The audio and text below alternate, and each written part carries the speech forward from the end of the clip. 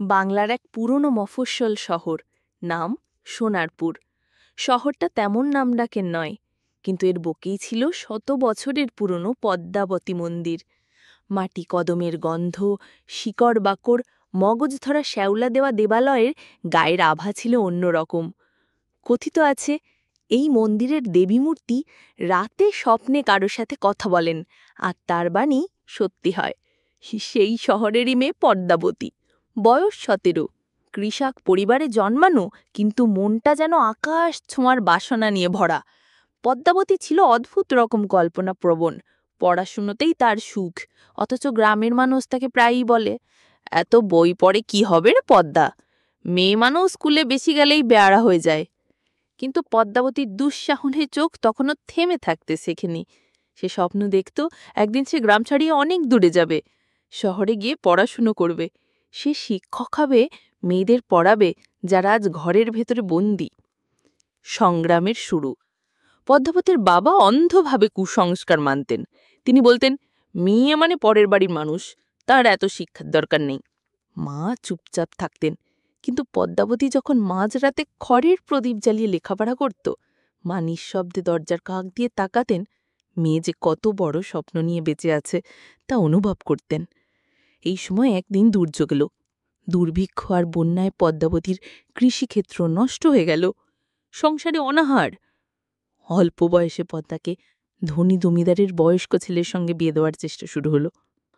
পদ্মাবতীর বুক ভেঙে গেল। সেই যে পড়াশোনা করতে বাঁচে, তাকে কি তো বগছে না সংসারে বেঁধে ফেলা হবে? মন্দিরে রাত। সেই দুঃসময়ে একদিন গভীর রাতে পদ্মাবতী মন্দিরে গিয়ে দাঁড়ালো।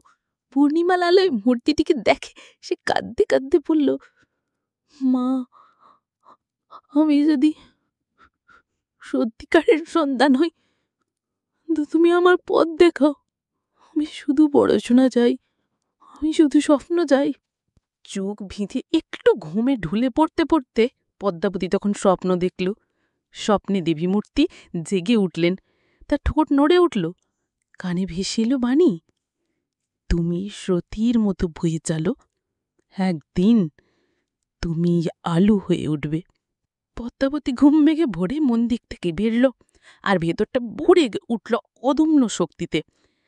ঠিক এরপরই শহরের এক শিক্ষক সোনারপুরে এলেন বন্যার ত্রাণ কাজে। পদ্মাবতীর অঙ্ক কষার খাতা তার হাতে পড়ল। তিনি অবাক হয়ে গেলেন মফস্বলের এক কিশোরের এমন প্রতিভা দেখে। তিনি পদ্মাবতীকে আশ্বাস দিলেন শহরের স্কুলে ভর্তি করে দেওয়ার। শর্ত শুধু একটাই, গ্রাম থেকে সাহস করে বের হতে হবে।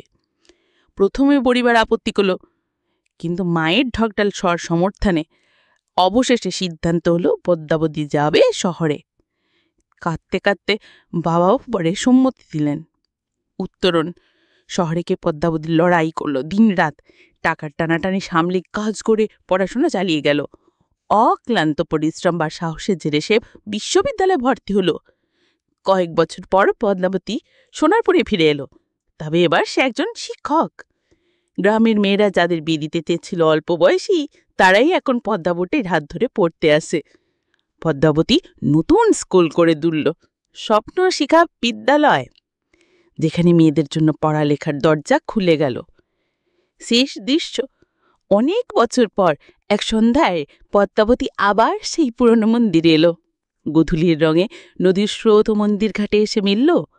পদ্মাবতী প্রদীপ জ্বালিয়ে দেবীর সামনে হাত জয় করে বলল, মা, তোমার বাণী মিথ্যে হয়নি।